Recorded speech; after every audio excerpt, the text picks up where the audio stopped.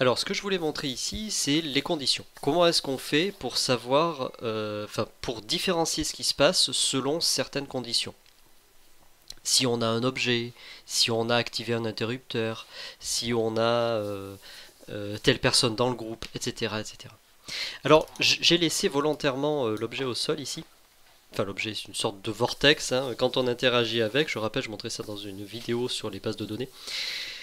Quand on interagit avec, on récupère un objet qui s'appelle téléporteur.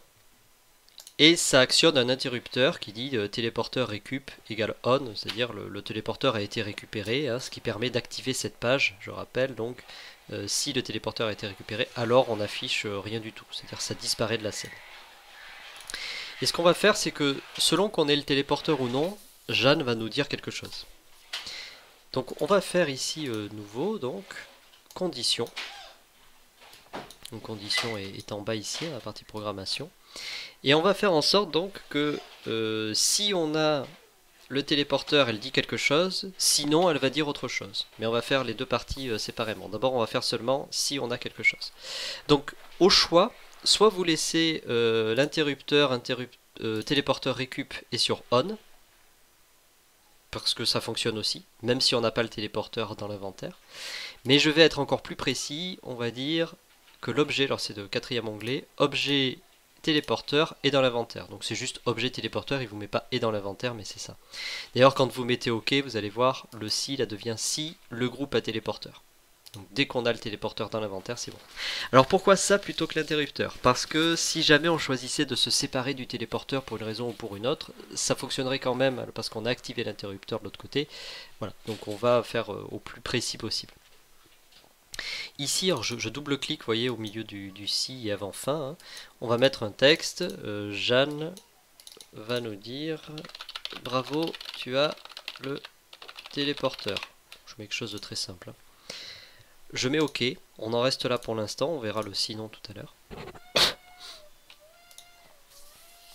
faut que je pense à enlever cette introduction. Décidément, je le dis à chaque fois. Alors, donc.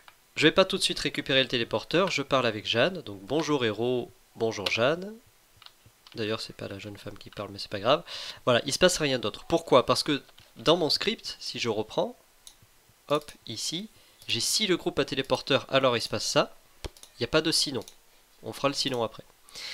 Donc par contre, si je récupère le téléporteur ici, voilà, donc je peux vérifier, je l'ai bien dans mon inventaire, hein, téléporteur.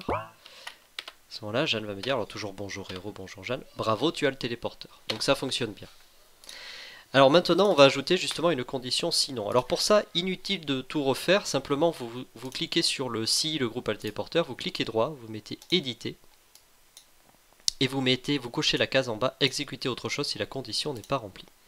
Et là vous avez donc si le groupe a le téléporteur, blablabla, sinon, vous pouvez rajouter du code ici. Et à ce moment-là, on va mettre afficher le texte. Pense à prendre le téléporteur. Voilà. Donc là, on peut tester. Alors ce que je vais faire, je vais en profiter pour enlever le petit. Hop.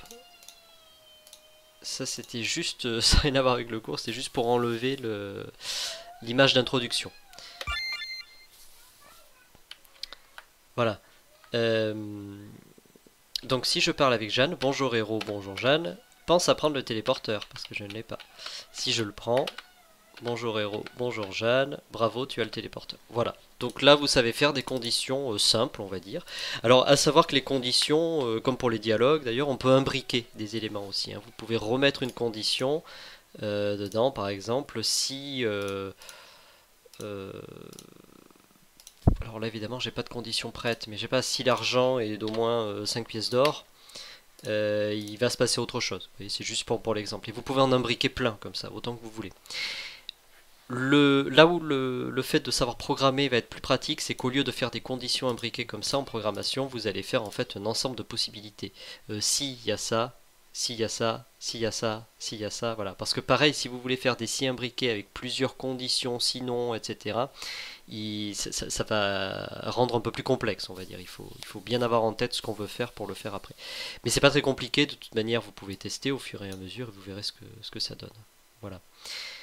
Simplement, juste petit point, qu'est-ce que j'ai fait pour supprimer l'écran d'accueil là qui est un peu lent? Dans gestionnaire de plugins ici, si vous cliquez, j'ai supprimé la deuxième ligne. En fait, j'ai sélectionné la deuxième ligne où il y avait made with machin, et j'ai mis supr sur le clavier. Voilà.